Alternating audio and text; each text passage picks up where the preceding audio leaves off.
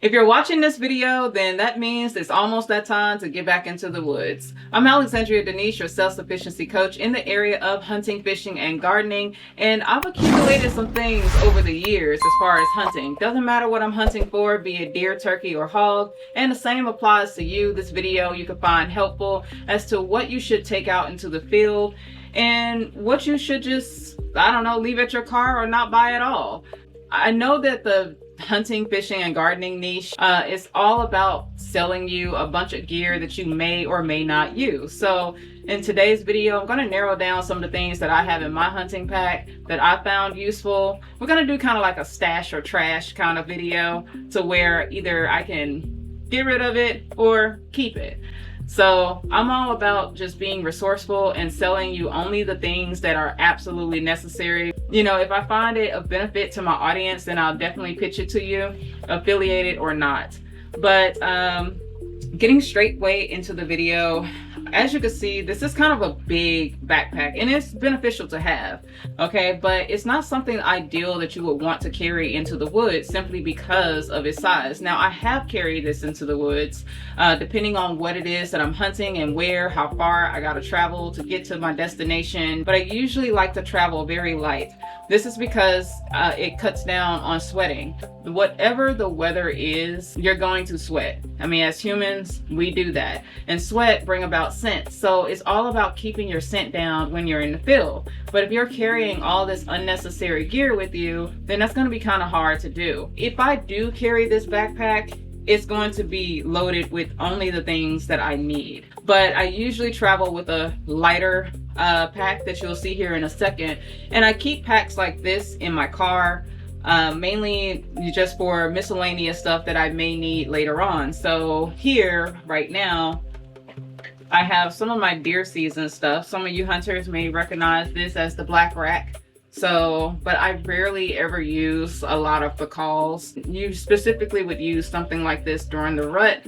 So things that I may need that I can run back to the car for, that's what this is for. Most importantly though, a first aid kit is what I also have in my pack in the car. So those kind of things, stuff to wash my hands, a little bit of hygiene stuff, maybe even like a hatchet of a sort and a saw.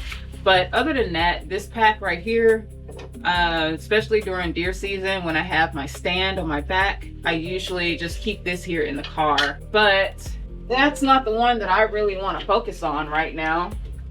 This one is the one that I carry into the field. As you can see, it's much like a little fanny pack, but I have always carried this one versus a backpack into the field. It's with the bigger one. Some of the stuff I haven't seen in a minute, okay? Yeah, so I kind of forgot what I even have.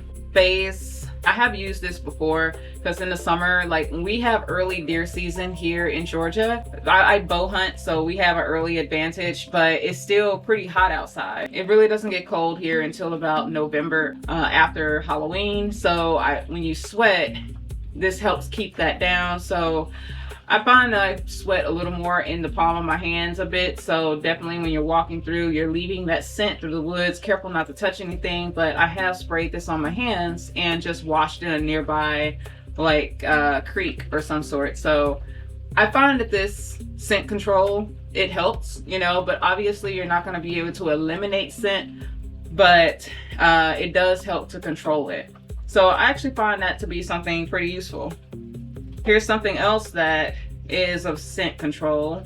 So it's a dirt scent. Now, one thing about using scent, well, you want to be very reserved with using certain scent because it does depend on where you are hunting. So something like this, fresh dirt, would actually help because dirt is literally earth, it's everywhere. I would probably also use something like fresh pine or whatnot. That would be a scent that I would use because here in Georgia, we have a lot of pine trees. You want to avoid using scents that aren't naturally found in that environment. So if I were to go and douse myself in like apple, but there are no apple trees around, you have to remember that the animal lives here. It knows every scent, every sound, every sight. So this is this bedroom you're entering. And if there aren't any apple trees around, kind of wouldn't make any sense to use an apple scent to cover my own scent. So as far as this goes, I would say that it comes in handy. Spray it on the bottom of my boots, spray it on my hands or gloves or something other like that, just to kind of control that odor. Now here's something that I honestly live by. I don't know if some of y'all are familiar with this. It's probably the best scent in my arsenal. It's basically Evercalm. It mimics deer herd or other deer scents. So it kind of gives that calming effect to deer that are entering the area to say, other deer have been here. So it's not as spooky to them when they're entering an unfamiliar territory. So I have used this as more on the ground when I'm in the tree stand. I would just take some sticks or some sort, just rub it on and throw it throughout, just to kind of mask that whole area, and it has worked. I've found that a lot more deer come in calm on this.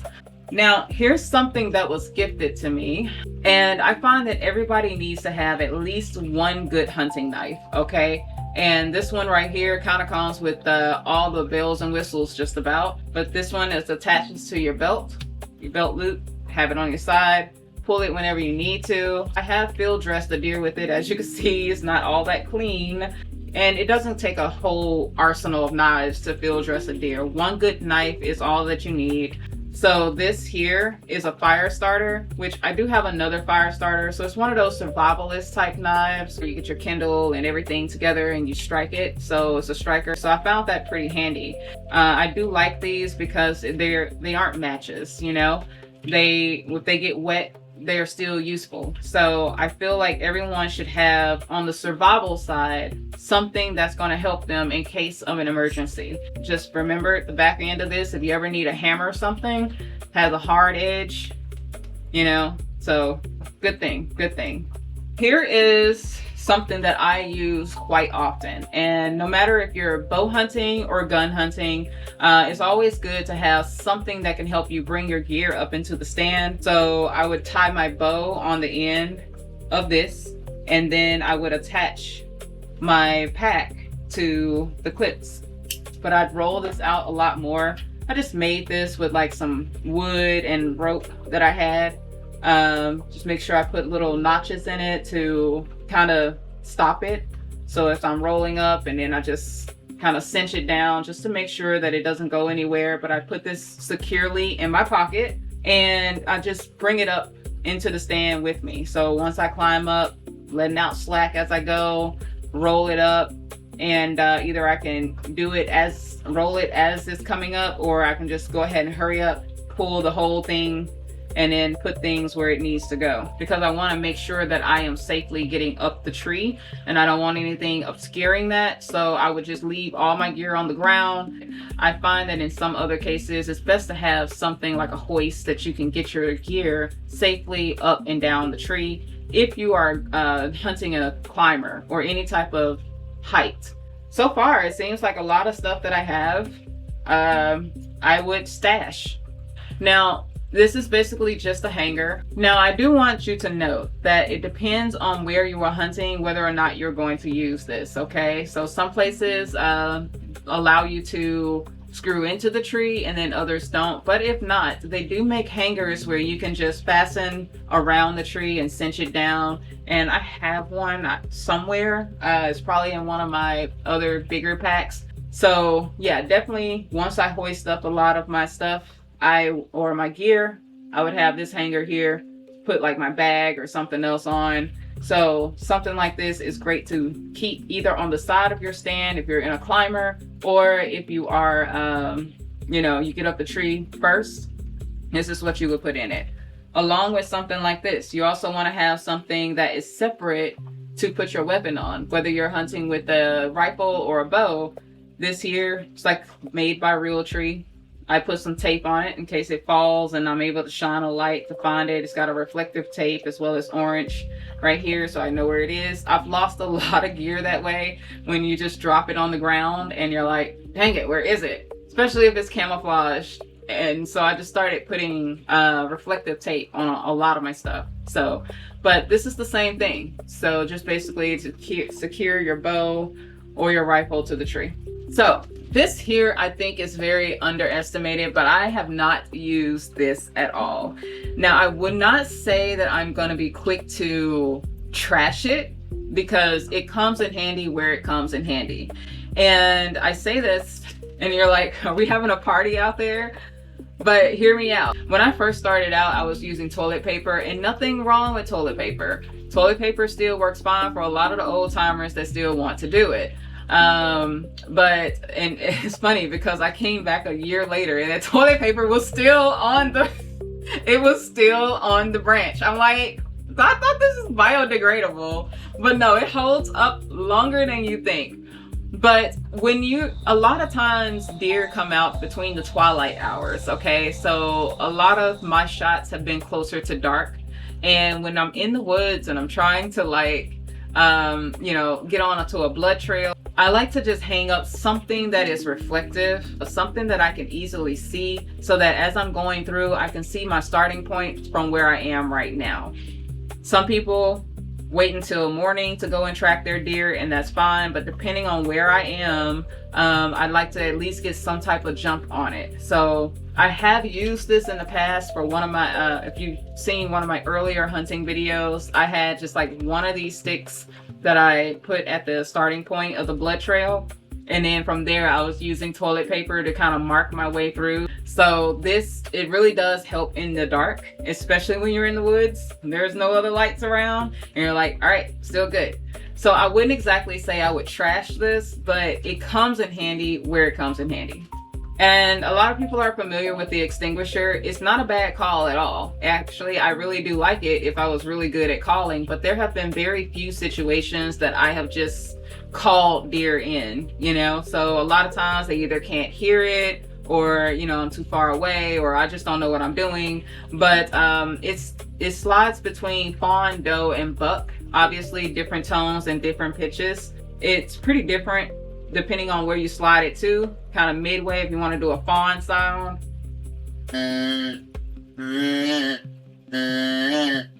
So if you want to do that, or a doe, or a buck. It sounds kind of right now. I haven't used it in a minute, so I'll probably have to change out the reed or something. But I find that calls work where they're necessary. Now, I would still keep this in my pack just in case. You never just know. A lot of stuff, you'd rather have it and not need it than need it and not have it. And the same goes with the black rack. Now, obviously, with a lot of things, there's a time and a place to use certain things. I wouldn't just be in the woods in the early season doing this, because a lot of deer aren't, they're still in velvet. A lot of them are just now getting out of it. They're not risking injuring themselves still until they're fully into the rut. So this would be something that's more on the mid-season side towards the rut, where you would just lightly use. And there's strategies to use this, but this isn't that type of video. But calls, depending on where you are and the time of season, it's necessary to have in your pack. So I definitely stash it. Now, this right here is pretty dainty and old, but I know a lot of people like to carry snacks and stuff, in the tree stand with them. But I also like to have an emergency type hydration pack or some sort like so. So this was it's still good, but it was just at the bottom of my pack. It's sugar-free white peach, liquid IV. I love this stuff actually. But it really does come in handy on those hot days. Speaking of, when it comes to carrying water into the field with me, I mainly use like a stainless steel, something that is temperature regulated, that either keeps my beverage warm or cold, depending on. Now, I have carried coffee in the stand with me. I have carried, of course, ice cold water with me in the condensation. But see, this is why the orange tape was around it. I had this wrapped in orange tape because I didn't want the stainless steel like reflecting off of it, off the sunlight, and give away my position and some more stuff. But I'm just like, all right, whatever. So sometimes I just have it stashed into my pack. That's why I also like to carry light. But yeah, having a really good water bottle in the field with you is a must. I had one that collapsed, But I'm more on this whole being conscious about microplastics and some more stuff like that. So I don't use a lot of the silicone ones anymore, but there are collapsible water bottles. If you don't care about that type of stuff, just make sure that you thoroughly clean it out, because if you leave water in there, it's going to start chipping off into it and you're drinking that, and that's not good for your health. But stainless steel is always the way to go. It's virtually indestructible in the field. I've dropped this so many times, so I don't have to worry about it getting damaged or anything. But that and some type of emergency hydration is also something I'd carry in my pack with me. Gosh, you do not know misery until you have been in a stand on a cold winter day at a wind chill going at maybe 10 plus miles an hour, and your hands and your feet are cold and that moisture is nipping at you. Listen, this is a lifesaver, okay? Hot hands or some type of hand warming pack is a must to keep in it. I don't care what season it is. I am always going to keep this because, like I said, I'd rather have it and not need it than need it and not have it, and hate to get into a tree stand during the winter and then find that I don't have this. That will run me out of the stand faster than anything, okay? Like, I can deal with a few mosquitoes, a few, but I cannot deal with having cold fingers and toes. All right, some of you are gonna think of me as a little weirdo here, but this is my emergency fire starting kit that I pretty much have put together after watching a couple of other survival type stuff. But it's basically just some of my hair, yes, that I have trimmed over time or have broken off, and I didn't need, mainly like my little dragon heads, so they're like 2 locks in one, and I just cut them off. But I use this basically to kindle and burn. Also, laundry dryer sheets that are old, lint, like when you clean the lint off of the net in the dryer. Like I say, whatever can happen will happen out there, so it's just always good to be prepared in there. It doesn't take up a lot of space, it's not heavy, and it may come in handy, so I would keep this in the field with me.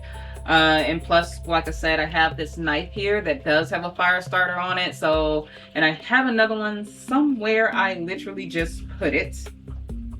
But anyway, I will find it. But it's always good to have twice what you need, you know. But this, I just had this because of gnats and bugs. But when you're up in the tree, they don't bother you. But when you're on the ground walking towards your stand and stuff, or just trying to focus on whatever you're trying to focus on, they can be a you know, especially when you're going near swampy areas. Yeah, so I do have this bug net. It doesn't take up a lot of space, it's still light, so far I would stash it.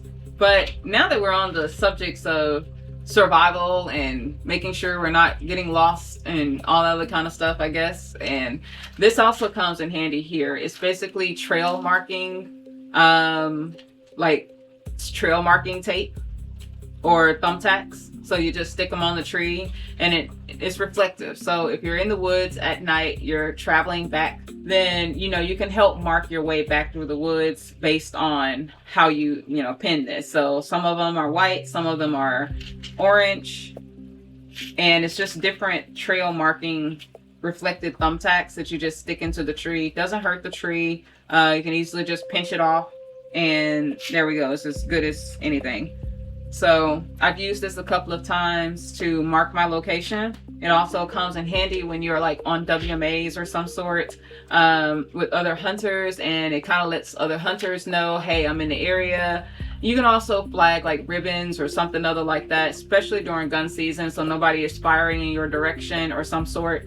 But there are different ways that you can mark your location just to find your way to and from. So I'd say I definitely stash this. Comes in handy. So this goes without saying. Lights. Lights. So I have actually 3 different lights, but one I mainly use for hog hunting, which is the green light, which is somewhere in my closet. But this one is the red light. So you always want to have, and it adjusts. It also flickers. It has a flickering mode too. So like a strobe mode. So however you communicate with your hunting party on what you want to do with that, you can flash it around as an emergency. And this goes a good distance into the woods. This is a very accurate pinpoint if you really want to narrow in. It also widens out so you can get a wide view of your surroundings. But the white light works just the same. Now, you do want to have a white light, even if you're not going to probably use it in the woods as much as you would the red light, because a lot of your game animals can't see shades of red and orange. That's the reason why hunters wear orange in the field. But you definitely want to still have a white light. And this thing really brightens your surroundings, okay? I love it. And it's rechargeable. All of them work on the same charger. I do not know the brand because this was also gifted to me by someone I was fishing with. I also have the reflecting tape on it just in case I drop it, and I can just shine it on the ground and, oh, I see it now. So, because these things are expensive from what I'm told. So I'd hate to lose one. But I just have the red star right here to say this is the red one. So I'm not guessing which one I'm trying to pull out of my pack. If it has a red star on it or a bright star on it, I know which is which. So just something you might want to code there, but definitely something to stash. This one I just have my rangefinder in. Even if you are good at it, just having any type of rangefinder, if you don't already have one on your scope, if you're rifle hunting or something, then this is definitely a must for bow hunting. It's so easy in the moment to miscalculate your distance between. I'm even still getting good at it, no matter how long I've been doing this, to measure out what's 30 yards and 40 yards and 50 and some more stuff like that. So having a really good rangefinder is just, and when I'm in the tree with this, I like to sit down and just kind of pinpoint certain things in the woods and be like, okay, this rock is at 30 yards. So I know that whatever comes within this radius is in a 30-yard radius. Or I'll mark this tree. Okay, this tree is about 53 yards. So I know that, depending on where it is, I know exactly how to aim and what's coming within my kill zone. So these pins here on my bow tells me that. So my bow gets up to 50 yards. Okay, so this is pretty much like the 20, the 30, the 40, and the 50-yard pin. So that's how I'm able, with this combined with, I'm able to know, what's within my radius. So definitely having a good rangefinder. Sometimes I would leave this though attached to my bow. But a lot of times I would also just go ahead and stash it right here if it's not in my pocket or something other like that. But it's still just something good to make sure that you're not leaving in the car or at home or something other like that. Okay, so I have a feminine product for all the lady hunters out there, little hygiene, feminine products. And here's this, So yeah, this is my other striker. I have used it a number of times, as you can see by the strikes. But I do have a fire starter in my big pack here that I used a couple of times just to light the barbecue grill, and it didn't work out. So I'm glad that I tested it out on the barbecue grill and not wait until I'm in the field and it didn't work. And now I'm like, oh well. So, and this is just an extra release. If you're a bow hunter like me, you always want to make sure that you have a spare release, because I swear there's nothing more infuriating than getting out there and figuring out that you left your freaking release at the car or truck or at home or somewhere. I don't know. But yeah, it has happened to me, and I just sit there like, well, I'm here. That's happened once before, but luckily nothing showed up worthy that day. So yeah, you always want to have a spare release. And I particularly have this one because I film a lot of my hunts, and I like the freedom in the fact of not using my wrist release, which gives me a little more steady accuracy. I will say I do love my wrist release, but when you're dealing with a camera and you're dealing with certain equipment that is also metal, this can clank up against it. And also I have hit this a couple of times against my tree stand, and it has made a noise, and I freeze like, oh no. So I know that a lot of hunters, when they bow hunters, they like to just put it towards the back. When you're not using it, it's just back here. And when you're ready to use it, just bring it to the front. And I have done that. But this one, particularly if I am filming, I like to leave this attached to the to my notch here, and it just dangles off the side. But either way, no matter which one I use, I just always like to have an extra release with me. Better safe than sorry. And this release I do leave attached to my bow at all times. Just put it on the riser or something like that. All right, so there were a couple of things in my hunting pack that should have been, but wasn't, either because I used it for something else throughout the year. But this right here is something that pretty much should be a part of your wardrobe more than just in your hunting pack, and that is a whistle. It's probably going to be the most important thing aside from the fire starter in your hunting pack that you need to carry into the woods with you. And I say that because, like I said, whatever can happen will happen. And a lot of times hunting accidents happen that it'll take you a lot of energy to use your voice and constantly scream or something for help. So you might fall out of the tree or trip and break your leg, or God forbid any of those things happen. But in the event that it does, you need to be able to have this handy just to signal for help. Obviously, it's going to drive a lot of people crazy that's probably hunting, but you want to draw attention to your location and making sure it still works. Yeah, so pretty much it still works. Get one that's a little sharper too. So I like this because as long as you're still breathing, this will still work. As far as a light or something like that, I mean, if it happens in the daytime, you can't really shine a light, nobody can see you. All right. And then on top of that, when you're talking about flares and all of these other emergency devices, it's like, what if it's raining? You know? So this right here, I find is a very good emergency foolproof way to pretty much draw attention to you when it comes to help. And along with the lights, I usually like to put this on my head. This is a headlamp. So it has a couple of different modes. Obviously, got the light, the white light is going to be a part of just about all of them. But it also comes with a green light, red light. They also have different modes too. So let me see if I can get it going. It's a dim mode, also the strobe mode. So yeah, this one right here. So a lot of times you can just use that as needed, however you communicate that with your hunting party to say which one means what. But I always walk in with the red light. I mean, it's kind of a hit and miss for some hunters, but I usually just leave this in my hunting pack in the car. Some people can carry it with them, and that's a deer drag. Actually, a lot of tree stand harnesses come with the rope attached to the back, not your tether, but it also, I have one that attaches a rope to the back so I can just use my hunting my harness as a deer drag also, since I'm already in it. But I got this some years ago and I don't really use it as much as I'd like. I could say trash it, but it's one of those things that you don't really need until you really need it, but there are other ways to get it across, so you don't have to spend a whole lot of money on it. If you're just that person that like to hands-on carry it out by the antlers, I have done that before. Didn't have time. I saw the animal go down and it's like, I don't need to run back to the car to go get that, you know, drag it by the ears, drag it by the antlers or something other like that on out of the wood to get the job done.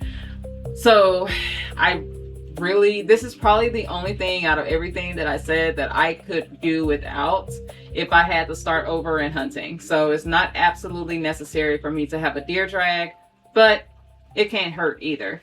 All right, so that's it for this video. If you have found value in it, then attack that like button and subscribe to the tribe for more self-sufficient content, and use whatever other feature that will help push this video further in the algorithm. And what do you think? Is there something in my pack that you think I could have trashed, or you think I did a pretty good job? What's in your pack that you feel like every hunter has to have? You know, leave it in the comments. I'd like to know. But until then, I think you'd like this video. And if not, maybe this one. But hey, whichever video you decide to go with, I'll see you later. Until then, stay wild.